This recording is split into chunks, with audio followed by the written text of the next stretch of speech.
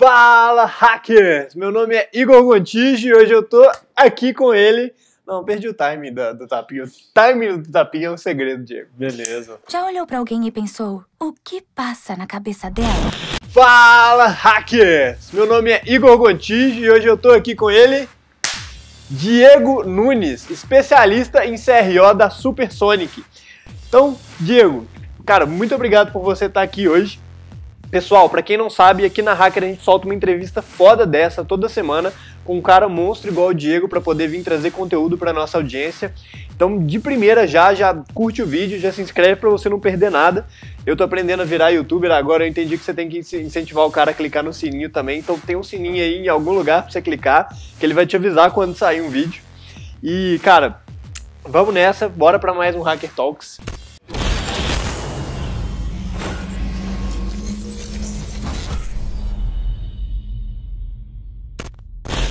Valeu demais, Igor. Obrigado pelo convite. Fiquei muito feliz quando você me chamou, porque para mim e para a Supersonic é muito bom a gente promover o conteúdo relacionado à otimização de conversão, a CRO, para nós. Quanto mais nós, brasileiros, falarmos sobre esse assunto, mais a gente está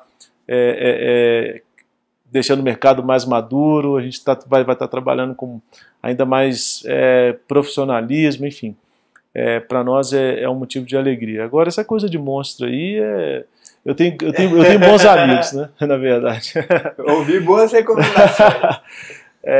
Então, bom, eu sou especialista em CRO da Supersonic, sou um dos consultores que atende os clientes e tudo mais. A Supersonic é a primeira primeira empresa, né, de consultoria de otimização de conversão do Brasil, uma metodologia estrangeira, que trabalha a partir de uma metodologia de experimentação científica, que basicamente é você ter uma ideia, você criar uma hipótese dessa ideia, essa hipótese é a fundamentação teórica para essa ideia que você teve, e aí você entra com essa ideia num processo de experimentação real, né? E depois você tira uma análise disso, você analisa os dados dessa experimentação. Essa sequência de experimentação científica foi desenvolvida para entrar dentro do marketing e chamaram essa metodologia de CRO, Conversion Rate Optimization, né? E nós, a Supersonic, seguimos isso à risca, né? E estamos trabalhando nisso há alguns anos, já há 5 anos, fazendo esse tipo de trabalho para clientes no Brasil e no exterior também, né? A gente tem alguns clientes fora do Brasil, nos Estados Unidos, por exemplo. E a gente tem tido muito sucesso nesse trabalho, né? É uma empresa muito especializada, muito focada nesse tipo de trabalho. Então, empresas que estão realmente dispostas a trabalhar a otimização da sua conversão, das suas vendas, da sua geração de leads, vai ser um prazer conversar com vocês e para a gente trabalhar juntos, né? Falando um pouco sobre o nosso assunto aqui, né, que a gente estava disposto, a gente estava até batendo um papo antes, a gente estava conversando sobre como é que eu ia abordar esse assunto, né? Pô, vamos falar de teste saber. Se você já recebeu o Thiago Morella aqui, eu não vou me arriscar, debater, falar assuntos contra o Thiago Morella, né? O cara já é muito bom e tal. A gente não foi pode... consultor da Supersonic também. Sim, trabalhou na Supersonic também. A gente, pô, falar dos famigerados testes de cor de botão, não, cara, isso aí... se tem bilhões de blog posts, milhões de vídeos, milhões de gente já falando sobre isso, então você vai ter muito conteúdo para você abordar esse assunto em diversos blogs aí, inclusive de todas essas empresas que trabalham com marketing no Brasil. Então, o que sobra, né? O que sobraria para eu falar e trazer um conteúdo rico aqui para o seu público que entra para buscar esse tipo de coisa? Eu acho que a gente poderia falar das pessoas, né? De como é que as pessoas agem na internet ou em páginas, né? Em relação aos seus comportamentos, né? Como é que as pessoas transmitem esse comportamento para as páginas de internet. Isso é um assunto que a gente tem pouco conteúdo brasileiro falando sobre isso, né, em português. Então eu acho que a gente pode começar a abordar isso aqui, quem sabe isso seja um pontapé inicial para a gente começar a ter esse tipo de conteúdo, pulverizar esse conteúdo, né, aumentar o volume desse tipo de conteúdo, que é um conteúdo muito importante e que, na verdade, é o trabalho mais não o mais importante, né, mas um trabalho muito importante que a Supersonic faz quando a gente está trabalhando os nossos projetos, que é entender as pessoas e os comportamentos delas em relação às páginas, às ofertas, os produtos e os serviços dos nossos clientes. Então, por que uma pessoa busca por determinada oferta, produto ou serviço, e quando ela encontra essas páginas, essas ofertas dos nossos clientes, o que ela faz lá dentro, por que ela faz aquilo, como que ela faz aquilo, aonde que essas páginas, essas ofertas estão, aonde que elas estão suprindo essas demandas dos visitantes e o que elas não estão suprindo e como é que a gente faz para suprir, né? Ou seja, é um levantamento enorme de objeções, né, de fricções, de ansiedades, incentivos, motivações, que a gente tem a nossa metodologia de desenvolvimento disso, então a gente levanta tudo isso, né, analisa isso profundamente, né, e aí a partir disso a gente transforma isso em elementos nas páginas de internet. Legal. Diego, eu queria até fazer um paralelo com o que você falou antes, de vocês terem pegado essa vanguarda aí, dessa experimentação, dessa questão mais científica voltada para o marketing. E eu acho isso muito interessante, cara, porque por mais que isso se fala muito hoje, muito mais que quando vocês começaram, a gente vive muito numa bolha de pessoas que são mais especializadas no marketing, que têm um pouco dessa visão já. Mas ainda assim existe no mercado, principalmente agências de publicidade, etc., que ainda fazem aquele marketing de vou fazer, de é isso lá, de não vou experimentar, de botei no ar ali e acabou. Mas, ao mesmo tempo, ainda a gente tendo esse mercado que está um pouco atrasado nesse sentido ainda, a gente tem do outro lado o cara que, por mais que ele tenha essa visão do CRO, ele chegou numa visão de, beleza, número é testar, mas vou sair aqui testando, vou testar, teste AB, cor do botão, número, ferramenta, 30 ferramentas diferentes, e esse cara ele veio muito rápido, querendo muito resultado muito rápido, e ainda não voltou o olhar dele para essa questão que talvez seja o próximo nível. Então o cara fazia um marketing ali empírico, depois ele passou a ver que aquilo era número que ele tinha que experimentar, e talvez isso que a gente vai falar aqui agora, eu acredito muito que é o próximo nível de maturidade do mercado de marketing brasileiro e enfim, do cara poder entender que não é fazer empírico, de que ele tem que fazer e que ele tem que experimentar e tem que botar em número, mas para poder fazer isso ele precisa não dar um passo para frente, mas dar um passo para trás, de parar, olhar e entender e falar, cara, são pessoas que estão por trás aqui, como essa pessoa se comporta, o que essa pessoa está querendo, por que ela se comporta assim, por que eu vou oferecer isso para ela, por que ela vai comprar do meu concorrente, não vai comprar. Então assim, eu acho bem legal você ter virado pra gente falar, da gente conversar desse assunto, que eu acredito muito, cara, que esse é o próximo passo de maturidade dessa especialização e desse olhar que a gente tem que ter da performance de marketing. Bacana demais, faz todo sentido isso aí que você está falando, porque é assim que a gente pensa. Eu até comentei com você, né, profissionais que trabalham com otimização de conversão, eles devem ser, por características, pessoas críticas. Aquela pessoa mais chata, crítica, que questiona tudo, que duvida de tudo, para que ela possa ter um exercício que é fundamental para quem trabalha com otimização de conversão, que é saber fazer perguntas. Quem sabe fazer perguntas, a melhor resposta é a partir de uma ótima pergunta, né? Então, quando você aprende a fazer a pergunta certa, você vai ter a resposta certa, uma melhor resposta, né? Então, disso tudo que você está falando, a gente pode seguir, por exemplo, na questão das pessoas, começar falando da motivação das pessoas, né? De onde que essa pessoa está vindo, né? O que essa pessoa precisa que ela está acessando a sua página, a sua oferta, né? Quais são suas dores, né, dessa pessoa? O que essa pessoa valoriza em relação àquilo que você está oferecendo? Legal. Antes da gente entrar nisso, eu queria só que você detalhasse um pouco mais também, que você me contou que tem um trabalho artesanal por trás ali, antes até de você começar a fazer qualquer exercício de CRO, né? E que é a partir daí que você vai levantar essa questão do olhar das pessoas. É verdade, é verdade. Nós já estamos já há um tempo nessa estrada aí, nós já somos velhos de guerra, né?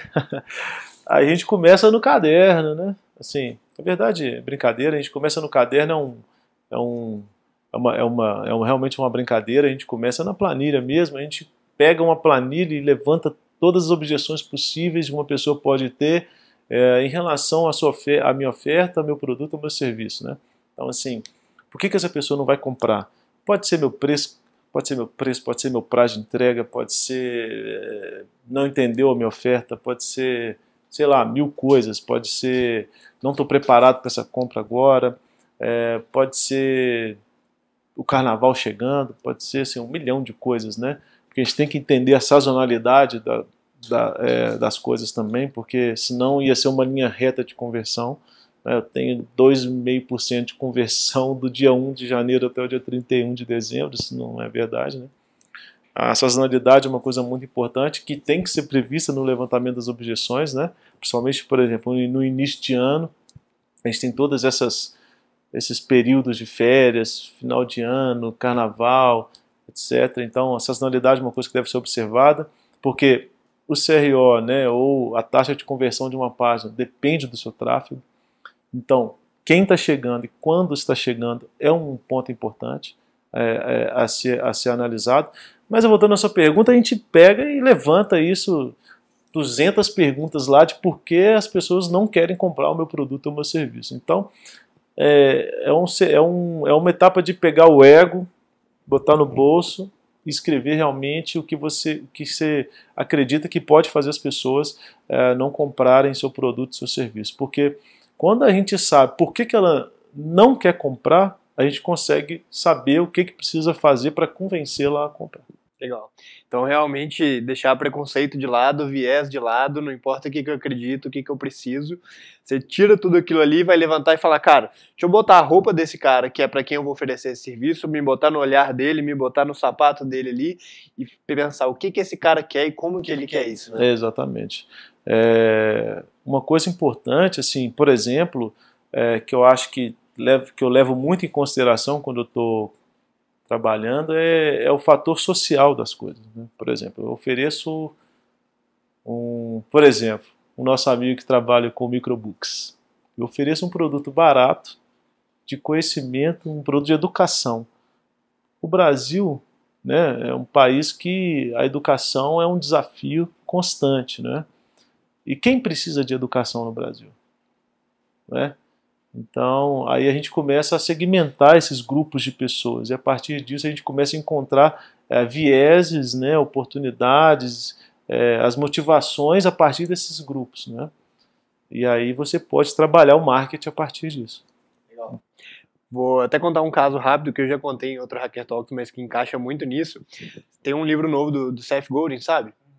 Que ele fala um caso bem legal disso, que ele foi vender óculos para uma ONG num país subdesenvolvido aí, em que na hora que ele chegando lá, o óculos era super barato, as pessoas precisavam de óculos, faziam um teste lá e viu que precisava de óculos, mas o pessoal não estava comprando.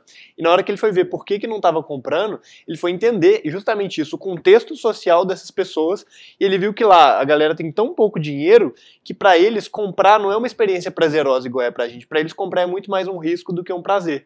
Então ele criou uma mecânica dele lá para o cara na hora da compra ele ter muito mais a impressão de que ele estava perdendo aquele óculos na verdade do que ele estava comprando e ele conseguiu vender. Justamente esse olhar assim de, pô, não é entender como que você vai vender, só o que o cara quer, qual que é o melhor argumento de venda. Tipo, cara, esse cara gosta de comprar coisas, é você chegar nesse nível assim de botar no olhar do outro mesmo. Eu acho isso bem, bem legal e bem profundo e bem difícil de fazer também, né, Diego? Com certeza. E nessa hora a gente já entra num segundo segmento assim de análise, né, vamos dizer, que é o valor, né?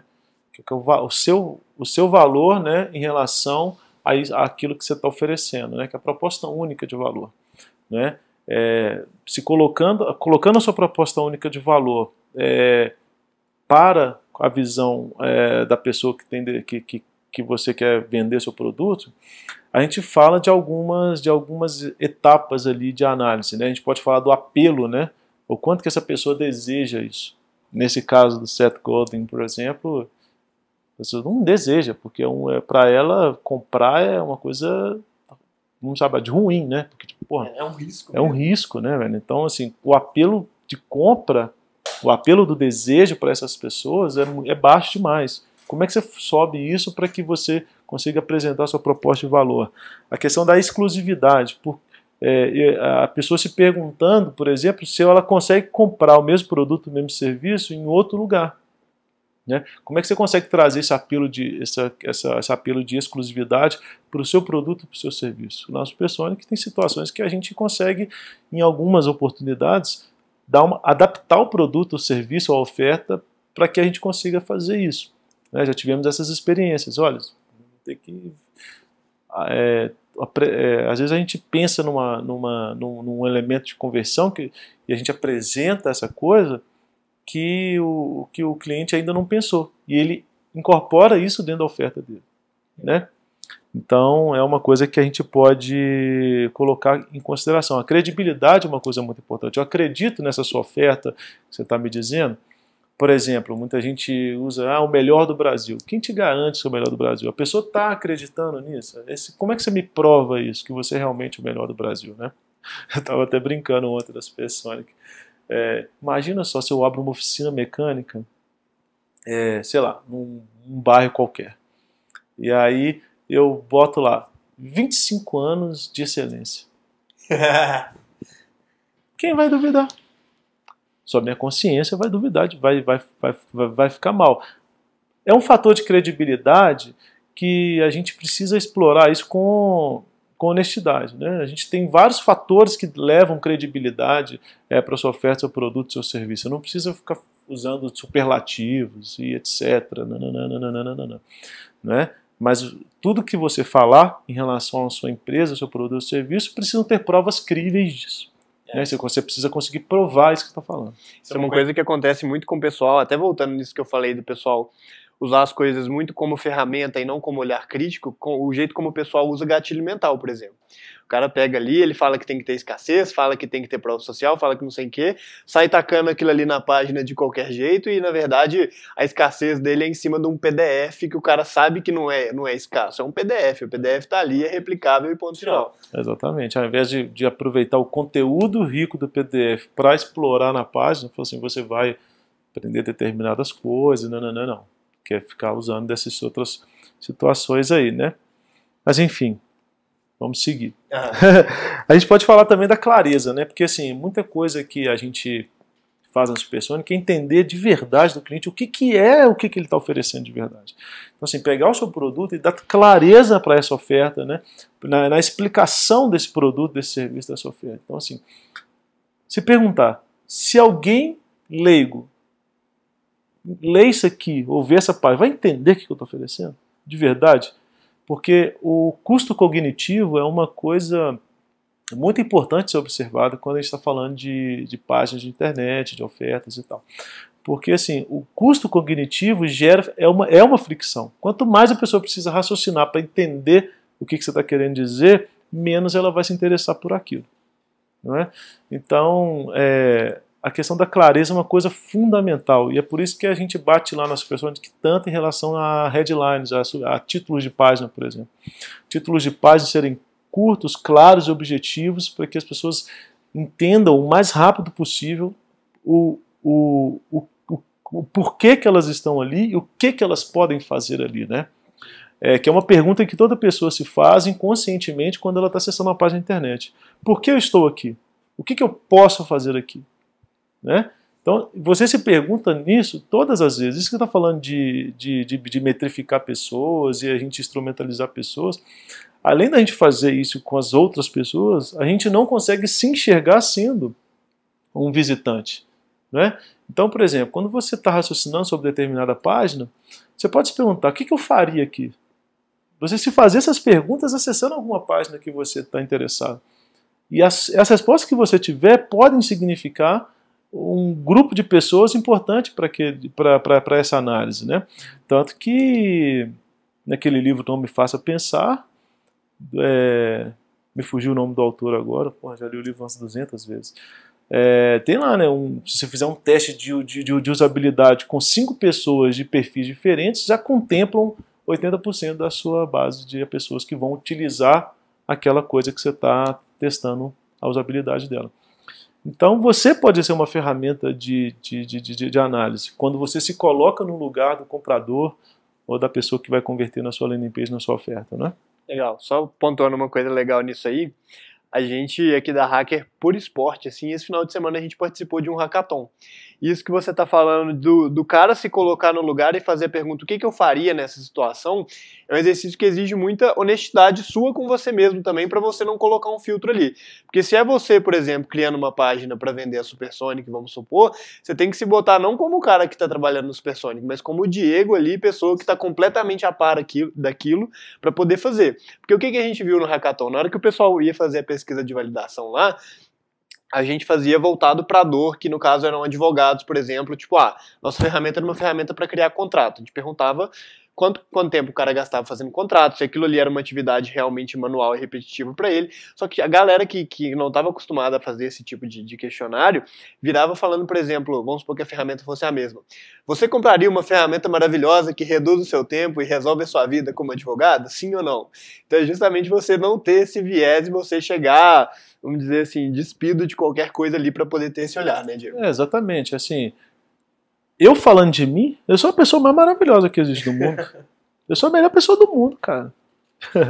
Então, assim, quando a gente fala do nosso produto, da nossa oferta e tal, a gente tem esse fator emocional que a gente gosta tanto daquele negócio, está tão imerso naquele produto, naquele serviço, conhece tanto dessa coisa, que a gente tem dificuldade de entender e de explicar isso para quem não entende disso. Não é? Então, explicar uma coisa, complexa ou não, para alguém que não entende daquilo, é um desafio que você tem que vencer nas suas páginas, né? Então, simplicidade, né, por isso que uma das regrinhas de copywriting é você ter simplicidade de palavras, utilizar palavras curtas, palavras simples e essas coisas, porque você não pode exigir, porque esse esforço cognitivo, que é um próximo assunto que a gente pode já começando a entrar, que é a fricção, o esforço cognitivo é uma fricção muito grande. Páginas de escritórios de advocacia podem sofrer com isso, nesses termos difíceis que eles falam, que eles usam, não sei o que lá, data vênia, não sei o que, se você bota. Enfim, eu sou uma pessoa que estou querendo abrir um processo porque eu fui lesado por uma determinada empresa e eu quero ganhar uma grana dessa empresa para que ela seja punida pela essa coisa que ela fez comigo. Essa é a minha cabeça no que aconteceu na página. Aí eu entro na página, tem aquele monte de termo difícil, que tipo de processo... Eu não sei nada disso, cara. Então, gera fricção. Esforço cognitivo é uma fricção importante que a gente tem que tentar evitar sempre. Aí a gente pode entrar na copyright, a gente pode entrar na usabilidade na página, que é o UX mesmo, né? A experiência da pessoa na página, posicionar CTAs em cantos, em partes do site que a pessoa tem movimento de mouse, essa coisa toda. A gente não pode, assim, né, por melhor prática, exigir que a pessoa se adapte ao meu comportamento, à minha página, ao que eu quero que ela faça, né? A gente tem que adaptar o que a gente está oferecendo àquele comportamento padrão, né? E-commerce, você já entra em páginas de produto, você já pode esperar a foto do produto na primeira dobra, foto do produto à esquerda, título à direita, título, parcelamento, frete, botão comprar. As pessoas, a maioria dos sites que elas entram já é mais ou menos assim. Então, se você inverte isso, você já faz um esforço cognitivo para aquela pessoa. Ela vai entrar e vai, opa, está diferente aqui, ela vai ver a mesma coisa, mas de uma forma diferente. Isso pode gerar um esforço cognitivo que aumenta a ansiedade e faz a pessoa sair da sua página, por exemplo. Legal. Né? Então, isso tudo são suposições, né, gente? Isso tudo tem que ser analisado profundamente, testado e tudo mais. Estou dando uma ideia aqui de que se as pessoas já têm determinado comportamento padrão de rolagem, ou de navegação, ou de clique, você tem que tentar manter isso para que você não precise convencer a pessoa a fazer de uma forma diferente. Não é mesmo? Por exemplo, a ação mais simples que a pessoa pode fazer numa página de internet é rolar a página. Quando ela rola a página, ela está, de alguma forma, interagindo com a página, se engajando com a página, dando oportunidade para você, de você apresentar determinada coisa para ela que pode fazer sentido. Né? Então a gente tem que observar essas coisas todas para evitar esse tipo de dificuldade, de resistência psicológica, esforço cognitivo, para que a fricção não seja um elemento ou uma função que vai ser determinante para a queda da sua taxa de conversão. Legal, cara, isso aí o Felipe vai até rir ali, mas hoje a gente entrou numa discussão até feia por conta disso, dessa questão da fricção, numa empresa que a gente implementou uma experiência nova no site do cara, e aí por isso ele teve um resultado 10 vezes maior do que ele já tinha já na primeira semana que a gente implementou, só que aí eles marcaram uma reunião com o cara do site antigo, e aí o cara do site antigo basicamente ficou defendendo o negócio dele, e a gente falando, no final das contas a gente virou e falou, cara, o número foi 10 vezes maior, ponto final, não tenho o que discutir. E a única coisa que a gente fez foi eliminar a campo do formulário e facilitar a experiência, porque o público deles era um público mais idoso e tinha uma experiência de cadastro no site, cara, que a gente teve dificuldade de fazer. Aí você vai imaginar o cara idoso para poder fazer um negócio desse. Então, assim, a gente acabou defendendo até meio incisivamente o negócio, sabe? Nessas horas você pode até fazer um exercício, propor um exercício, né? Vamos fazer o seguinte, então, vamos pegar um notebook, vamos entrar num shopping, vamos convidar uma pessoa aleatória, uma pessoa idosa aleatória, vamos pedir ela para testar. Depois vamos pedir uma pessoa jovem para testar, depois vamos pedir uma criança para testar. E vamos ver na prática o que acontece quando as pessoas estão usando, né? Porque a ferramenta pode te tirar essa visão daquele uso real naquele momento, né? A fisionomia das pessoas, os movimentos que ela faz, entendeu? Aquelas caras de tipo, tive dúvida, não tive dúvida nisso, né? E até uma empresa inglesa, nossa empresa que a gente ama lá, que é a Conversion Rate Experts, ela tem esse costume mesmo, de testar as páginas andando na esteira, de testar a página, bota a página em cima da bicicleta, o computador em cima da bicicleta, vai andando de bicicleta tentando mexer no site, vai nas Starbucks da vida, nessas coisas, essas cafeterias e chama pessoas aleatórias para poder testar as páginas, para eles entender essas reações em tempo real e conseguir prever essas fricções escondidas, essas ansiedades que a gente não consegue perceber através de ferramentas e e reduzir isso nas páginas, antecipar isso nas páginas, né? Então, uma situação como essa que você teve agora, você fala assim, cara, além de ter esse resultado 10 vezes, vamos fazer o seguinte, vamos pegar as duas páginas, vamos fazer um teste real com pessoas que a gente não conhece e ver como é que elas se comportam dentro dessas páginas, como é que é o processo de conversão delas dentro desse formulário aqui, nós vamos ver. E você vê, a análise heurística, né, é uma coisa que traz insights poderosíssimos, né? Tanto é que a gente oferece, né, análise heurística na expressão como serviço. Legal. E baseado no benchmark que vocês têm, até por experiência mesmo, vocês já têm alguma coisa de boas práticas ali, e aí eu queria até citar um exemplo, assim, por exemplo, uma dúvida que a gente vê muito recorrente é sobre o uso de vídeo na landing page contra o uso só da headline ali, da proposta de valor. Vocês já têm um benchmark daquilo de, por exemplo, em tal público ou tal tipo de produto funciona melhor, não funciona melhor? Como é que vocês fazem para escolher da onde partir ali, pegando um projeto novo? Sobre essa questão do vídeo, né, imagens são processadas pelo cérebro 60 mil vezes mais rápido do que texto. Isso já dá para a gente alguma ideia de como que a gente pode tratar esses elementos de vídeo e foto e desenho, etc. Né? A gente tem que utilizar desses elementos, a gente tenta priorizar o uso desses elementos, não pelo fato de ser um vídeo, não, mas porque o processamento do cérebro, o esforço cognitivo é reduzido, então a gente tem que usar isso, né? A gente está falando de redução de fricção, redução de ansiedade, antecipação de objeções, a gente tem que utilizar de todas as formas. Um vídeo, por exemplo, ele pode trazer uma copywriting que, se fosse traduzir isso em texto numa página, fazer uma página quilométrica, que eu posso traduzir isso em 1 minuto de vídeo. Não é mesmo? Então, é um elemento poderosíssimo de conversão. As pessoas estão realmente, pesquisas estão mostrando isso, né? O consumo de vídeo é crescente a níveis astronômicos no mercado brasileiro e mundial, né? Então, é um elemento que é fundamental, né? Agora, como usar, aonde usar, a gente tem que analisar, tem que saber se um vídeo na primeira dobra vai fazer sentido para aquela argumentação naquele momento, né? Lembrando que a gente está respondendo duas primeiras perguntas. Por que eu estou aqui e o que eu posso fazer aqui? Né? Então, a primeira dobra ali, a primeira parte do site, a pessoa está tentando responder essas duas perguntas. Então, o vídeo vai responder essas perguntas, né? A headline, como é que ela vai conversar, como é que ela vai ser, o vídeo vai ser um elemento sequencial dentro, o vídeo vai ser um elemento sequencial para o título, de argumentação. Qual que é o poder de argumentação do vídeo, né? Então, isso tudo tem que ser analisado, porque se não tiver um vídeo, a gente pode construir esse vídeo. Né? Vai lá, não, beleza, vamos ter um vídeo na primeira dobra, porque é o meu produto, meu serviço, minha oferta tem poder para isso, para utilizar desse tipo de recurso. Então vamos construir um vídeo, vamos utilizar quem já tem, como que a gente vai fazer isso? É análise, né? Mas sem dúvida, elementos visuais são o que a gente tenta usar o máximo possível, apesar da gente valorizar demais o copywriting, né?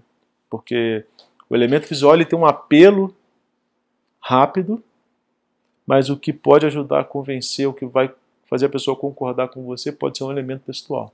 Legal. Né? Então tem que fazer essa conexão assim para que você consiga, sei lá, meio que dominar a mente da pessoa em todos, desde aquele clique inicial que o vídeo dá, aquela oportunidade de baixa fricção e que você expõe um conhecimento muito rapidamente através de um vídeo, assim como você pode também usar elementos de texto para fazer aquela pessoa ter mais qualidade de informação, no sentido de, por exemplo, comparações, por exemplo. É um bloco textual que pode ser denso, mas que uma pessoa que para ler ali e entende aquela coisa, ela compra, ela pode aumentar potencialmente a sua chance de conversão para o seu produto, para o seu serviço. Então é essa questão de adaptação, de construção da página a partir desses elementos. Legal. Diego, já caminhando para o final aí, uma coisa que eu queria ouvir de você é o seguinte: vocês na Supersonic, vocês têm essa cultura de ter essa profundidade desse olhar para poder construir o que vocês constroem, fazer o que vocês fazem, que é um pouco do core ali, né, do que vocês fazem, ter esse olhar. Mas a gente estava até discutindo um pouco, acho que no mercado brasileiro, assim, em geral, a gente não tem ainda muito essa maturidade de ter esse olhar nos profissionais em geral, até porque a gente não tem conteúdo disso, e como você mesmo falou, não se fala disso aqui, né? E assim, tem muito conteúdo lá fora, muito conteúdo em inglês, mas para poder isso vir para cá tem que vir alguém mesmo e ter esse esforço de criar conteúdos, de espalhar isso como a gente está fazendo aqui agora. Para uma pessoa que viu esse talk aqui agora e resolveu se atentar para isso, a ter esse olhar da parte mais humana, da coisa que não é tanto número, não é tanto ferramenta, ele não sabe nem por onde que ele começa a pesquisar por isso. Quais são os tópicos, quais são os assuntos, quais são as áreas de conhecimento, como que você acha que esse cara pode começar a olhar para isso, a correr atrás disso que vocês fazem? Legal. Eu acho que, falando no assunto macro, né, acho que a questão da psicologia social é uma coisa interessante de ser estudada, né, onde você vai conseguir entender como é que a psicologia já traduziu os comportamentos humanos, né, numa coisa geral. Isso você não precisa ser nada acadêmico, tem várias empresas e blogs de marketing que já exploram isso com certa propriedade e tal, com as suas referências e tudo. Então acho que é um caminho. Sites de pesquisa, pesquisas com grupos de pessoas também pode ajudar, não é, a traduzir determinados comportamentos, né? E eu acho que os conteúdos engraçado, a Google ela tem conteúdos assim, riquíssimos, mas é meio difícil de encontrar.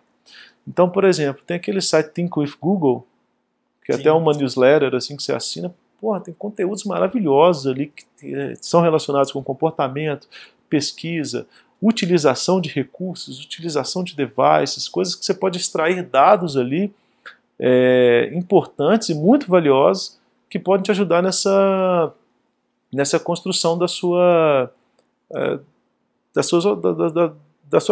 cabeça marqueteira focada em otimização e tudo mais.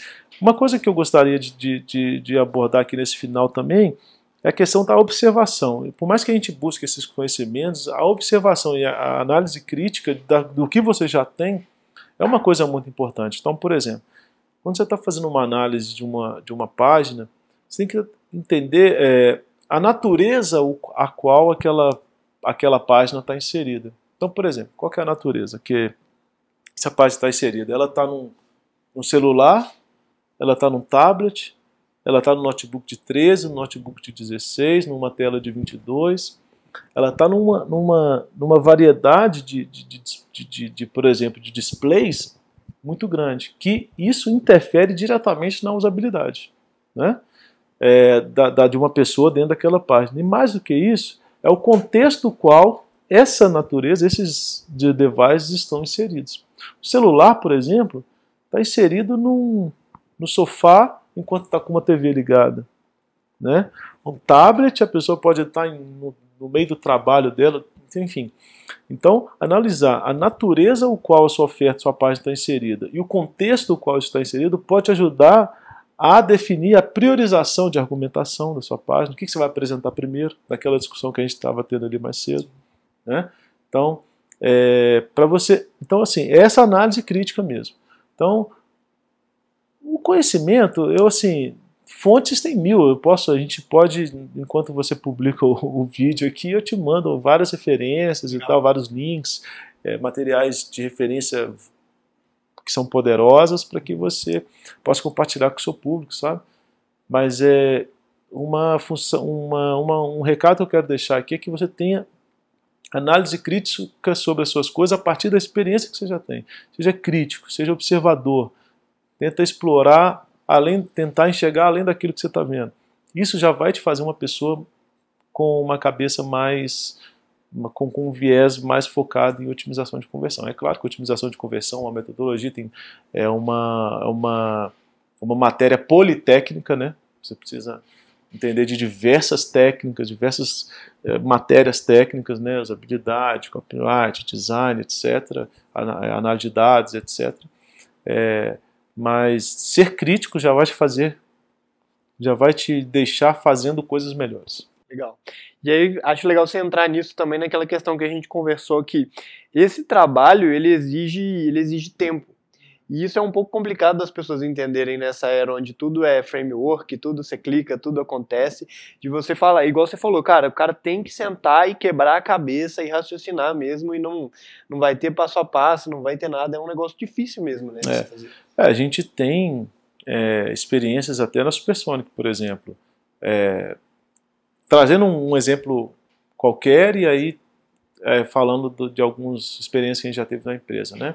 Quando você vê uma empresa concorrente ou uma empresa que é referência do mercado fazendo determinada coisa, a gente tende a olhar aquilo e falar assim, pô, vou fazer também, né?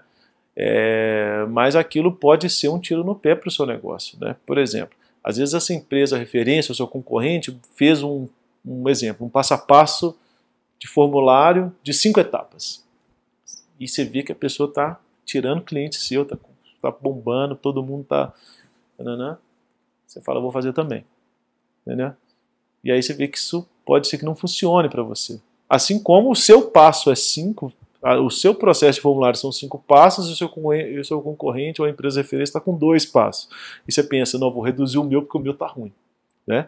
A Supersonic já passou por isso. A gente já pegou empresas que tinham 2 passos e a gente botou 7, se não me engano, passos e aumentou drasticamente a conversão, assim como a gente pegou empresas com formulários de 15 campos e reduziu para 3, por exemplo, né? E teve a mesma qualidade de geração do lead, por exemplo, e com um aumento da taxa de conversão muito grande, né? Porque para esse assunto a gente fala de compromisso e consistência, mas isso aí depois a gente conversa. Eu boto nos materiais que eu vou compartilhar com vocês. Hacker Talk com Diego, parte 2, se você quer isso, bota aí nos comentários já. Mas por hoje, hashtag quero.